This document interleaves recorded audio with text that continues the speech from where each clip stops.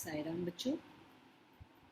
आज हम जो हिंदी कालांश में हिंदी व्याकरण पढ़ने वाले हैं वह बहुत ही इजी, आप बोल सकते हैं बहुत ही सरल, बहुत ही मज़ेदार और सबको समझ में आने वाला विषय है। आज के हम इस हिंदी कालांश में पढ़ने वाले हैं कि सर्वनाम क्या होता है। सर्वनाम जिसे हम इंग्लिश में प्रोनाउन बोलते हैं। नाउन संज्ञा से हम सब लोग परिचित हैं बच्चों। आज की इस वीडियो में हम पढ़ेंगे कि सर्वनाम किसे कहा जाता है। तो हम देखते हैं बच्चों कि सर्वनाम का क्या अर्थ होता है। सर्वनाम अर्थात वे शब्द जो सदैव संज्ञा के स्थान पर प्रयोग किए जाते हैं वे सर्वनाम कहलाते हैं। ऐसे शब्द संज्ञा शब्दों को पूर्ण रूप से स्थानांतरित कर देते हैं, अर्थात संज्ञा के स्थान पर जिन शब्दों का प्रयोग किया जाता है उसे हम क्या कहते हैं बच्चों, सर्वनाम कहते हैं। जैसे उदाहरण के लिए देखते हैं हम लोग, मैं, वह, यह, तुम आदि। जैसे मैं बोलती हूँ कि राम आता है, तो आप सबको पता है कि यहाँ पे संज्ञा क्या है, राम। अगर मैं बोलती हूँ वह आता है, तो आपको पता है कि राम की जगह किस शब्द का प्रयोग किया गया है, वह। तो वह जो रहेगा बच्चों आपका वह सर्वनाम हो जाएगा। हम देखेंगे कि सर्वनाम के प्रकार कितने होते हैं। तो सर्वनाम के कितने प्रकार हैं हम सबको पता है, हमने छोटी कक्षाओं में भी पढ़ा है बच्चों। तो अभी हम 7वीं कक्षा में भी इसे पूरी तरह से पढ़ेंगे कि सर्वनाम के कितने प्रकार होते हैं। सर्वनाम के टोटल जो हमारे कुल प्रकार है बच्चों वह 6 प्रकार है। पुरुषवाचक सर्वनाम, निश्चयवाचक सर्वनाम, अनिश्चयवाचक सर्वनाम, संबंधवाचक सर्वनाम, प्रश्नवाचक सर्वनाम, निजवाचक सर्वनाम। अब हम एक एक करके जितने भी प्रकार हैं उनकी जानकारी प्राप्त करेंगे। अब यह पुरुषवाचक सर्वनाम क्या होता है? जिन शब्दों से व्यक्ति का बोध होता है उन्हें हम पुरुषवाचक सर्वनाम कहते हैं। ये देखा अपने आप में डेफिनेशन से, जो आपका परिभाषा है ना, उससे ही पता चल रहा है कि पुरुषवाचक सर्वनाम अर्थात क्या होता है। जिन शब्दों से व्यक्ति का बोध होता है उन्हें हम क्या कहते हैं बच्चों, पुरुषवाचक सर्वनाम कहते हैं। अब पुरुषवाचक सर्वनाम के भी 3 प्रकार होते हैं। कौन कौन से प्रकार हैं? पुरुषवाचक सर्वनाम 3 प्रकार के होते हैं। उत्तम पुरुषवाचक सर्वनाम, मध्यम पुरुषवाचक सर्वनाम, अन्य पुरुषवाचक सर्वनाम। अब एक एक करके हम इनके बारे में भी जानकारी प्राप्त करेंगे बच्चों। तो चलिए हम शुरू करते हैं। सबसे पहले हम देखते हैं कि उत्तम पुरुषवाचक सर्वनाम क्या होता है। जिन सर्वनामों का प्रयोग बोलने वाला अर्थात वक्ता अपने लिए करता है उन्हें हम उत्तम पुरुषवाचक सर्वनाम कहते हैं, मतलब फर्स्ट पर्सन। जैसे अगर मैं अपने बारे में कुछ बात कर रही हूँ अपने से संबंधित, तो उसे हम क्या कहेंगे बच्चों, उत्तम पुरुषवाचक सर्वनाम। जैसे मेरा, मैं, हम, हमारा, मुझे, मुझको, हमारी, मैंने आदि। मध्यम पुरुषवाचक सर्वनाम, जिन सर्वनामों का प्रयोग सुनने वाले अर्थात श्रोता के लिए किया जाता है उन्हें हम मध्यम पुरुषवाचक सर्वनाम कहते हैं। जैसे तू, तुम, तुम्हें, आप, तुम्हारे, तुमने, अपने आदि। अन्य पुरुषवाचक सर्वनाम, जिन सर्वनाम शब्दों का प्रयोग किसी अन्य व्यक्ति के लिए किया जाता है उन्हें हम अन्य पुरुषवाचक सर्वनाम कहते हैं। जैसे वे, यह, वह, इनका, इन्हें, उसे, उन्होंने, इनसे, उनसे आदि।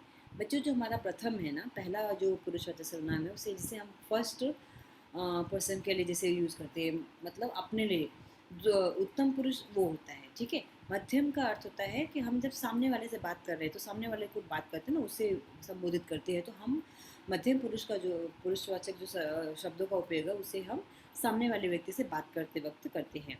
लेकिन हम अगर अपने लिए भी नहीं, सामने वाले के हम किसी तीसरे व्यक्ति के बारे में बात करते हैं तो उससे हम क्या बोलते हैं बच्चों, अन्य पुरुषवाचक सर्वनाम कहते हैं। तो यह हमारा हो गया पुरुषवाचक सर्वनाम। अब हम अपना दूसरा प्रकार पढ़ेंगे कि निश्चयवाचक सर्वनाम क्या होता है। सर्वनाम के जिस रूप से हमें किसी बात या वस्तु का निश्चित रूप का ज्ञान होता है उसे हम निश्चयवाचक सर्वनाम कहते हैं। जैसे वह मेरा गांव है, यह मेरी पुस्तक है, ये पुस्तक राधा की है। जहाँ पे भी हमें जो भी बात हम बोल रहे हैं हमें पता कि 100% जो बात हम जिस चीज़ के लिए बोल रहे हैं वह है, तो ऐसे सर्वनाम को हम क्या कहेंगे बच्चों, निश्चयवाचक सर्वनाम। जैसे यहाँ पे देखा आपने, वह, यह, यह जो हम बता रहे हैं इससे सामने वाले को समझ में आ रहा है कि जिसके बारे में बताया जा रहा है वह निश्चित है, मतलब यहाँ पे कोई डाउट नहीं है। अनिश्चयवाचक सर्वनाम, अब ये अनिश्चयवाचक सर्वनाम क्या होता है? जिन शब्दों से किसी व्यक्ति, वस्तु आदि का निश्चित रूप का बोध न हो वहाँ पर अनिश्चयवाचक सर्वनाम, उसे हम अनिश्चयवाचक सर्वनाम कहते हैं। जैसे को, कुछ, किसी, कौन, किसने, जहाँ, वहाँ, मतलब जहाँ पे हमें सही तरीके से बात का पता नहीं है आदि। जैसे मोहन, आज कोई तुमसे मिलने वाला है, हमें नहीं पता कि मोहन से कौन मिलने वाला है, तो कोई एक तरह से आपको ये कंफ्यूज कर देता है यह शब्द, ठीक है। भोजन में कुछ गिर गया है, क्या गिरा है हमें नहीं पता है, बट कुछ तो गिर गया है। तो इस तरह से कोई, कुछ, कौन, किससे, कहाँ, ये सब जो रहेगा आपके वह अनिश्चयवाचक सर्वनाम, जहाँ पे हमें सही बात का पता न हो, उससे ऐसे शब्द सर्वनाम को हम क्या कहेंगे बच्चों, अनिश्चयवाचक सर्वनाम। अब चौथा प्रकार जो हमारा है संबंधवाचक सर्वनाम। अब ये संबंधवाचक सर्वनाम क्या होता है, जिन शब्दों से परस्पर संबंध का पता चले उसे हम संबंधवाचक सर्वनाम कहते हैं। जैसे जैसी, तैसी, वैसी, जैसा, वैसा, जो, सो, जहाँ, वहाँ, जिसकी, उसकी, जितना, उतना आदि। जैसे उदाहरण के लिए, जैसा करोगे वैसा भरोगे, अर्थात आप जैसा कर्म करोगे आपको वैसा फल मिलेगा। ये दोनों में जैसा और वैसा में संबंध है ना, मतलब यह वाक्य इसके ऊपर डिपेंड है, एक दूसरे के साथ में संबंध रखते हैं। जिसकी लाठी उसकी भैंस, किसकी भैंस होगी, किसकी भैंस होगी, जिसकी लाठी होगी। तो जिसकी और उसकी के बीच में आपको संबंध दिखाई दे रहा है, तो ऐसे शब्दों का प्रयोग जहाँ पे होगा वैसे शब्द आपके हो जाएंगे संबंधवाचक सर्वनाम। पांचवा प्रकार हम लोग देखते हैं बच्चों, प्रश्नवाचक सर्वनाम। अब प्रश्नवाचक सर्वनाम आपको नाम से पता चलता है कि जहाँ पे आपको प्रश्न पूछा जाए। जिन सर्वनाम शब्दों का प्रश्न पूछने के लिए प्रयोग किया जाता है उसे हम प्रश्नवाचक सर्वनाम कहते हैं। जैसे क्या, कौन, किसने, कैसे, किसका, किसको, किस लिए, कहाँ आदि। यह जो भी सेंटेंस होगा उसके अंत में आप देखोगे प्रश्नवाचक चिन्ह लगे हुए रहेंगे। जैसे उदाहरण देखते हैं हम लोग, टोकरी में क्या रखा है, बाहर कौन खड़ा है, तुम क्या खा रहे हो। तो आपने देखा क्या, कौन, क्या, ऐसे आपको बहुत सारे क्वेश्चन हो सकते हैं। जैसे कौन, किससे, कैसे, किसका, ये सबसे आप रिलेटेड प्रश्न बना सकते हैं।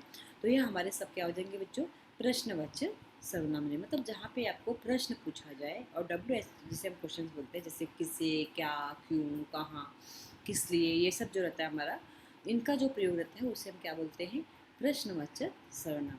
सिंपल से शब्दों में आपको समझ में आना चाहिए, साधारण शब्दों में हम समझते हैं बच्चों कि जहाँ पे भी प्रश्न पूछने की अनुभूति हो और वहाँ पे यह प्रश्नवाचक चिन्ह लगा हो उसे हम प्रश्नवाचक सर्वनाम कहेंगे। हमारा अंतिम जो प्रकार है बच्चों वह है निजवाचक सर्वनाम। निज का अर्थ होता है खुद, स्वयं, ठीक है। निज का अर्थ होता है अपना और वाचक का अर्थ होता है बोध कराने वाला।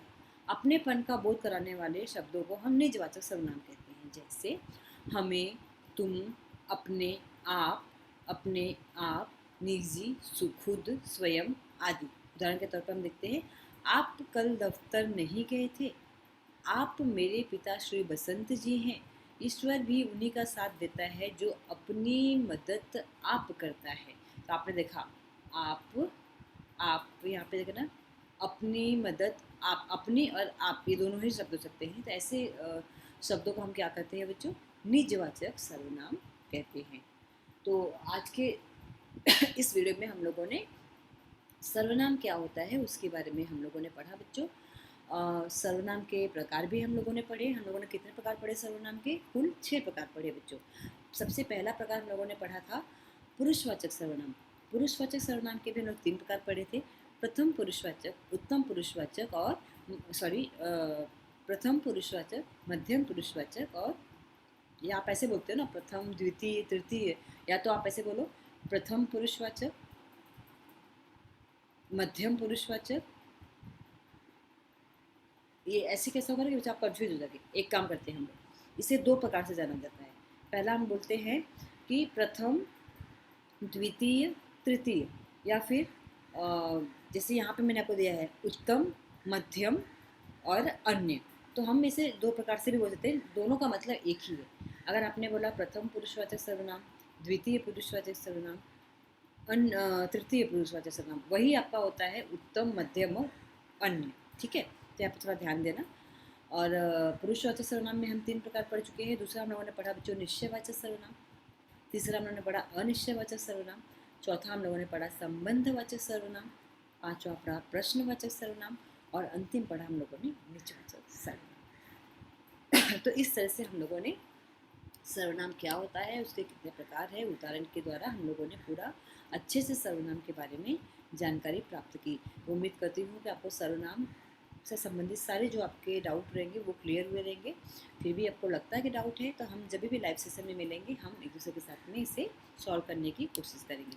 तब तक आप इसे अच्छे से अपने हिंदी की उत्तर पुस्तिका में नोटबुक में इसे नोट डाउन करके रखिए, जिससे आपको सही समय पे इसके नोट्स भी मिलेंगे और अच्छे से इसका अभ्यास भी कीजिए। ठीक है बच्चों, तो यहाँ पे हम इस आज के इस वीडियो को समाप्त करेंगे। फिर अगले वीडियो में नए विषय के साथ में हम फिर मिलेंगे। तब तक अपना ध्यान रखिए और जो भी पढ़ाया जा रहा है उससे अच्छे से पढ़िए। थैंक यू बच्चों।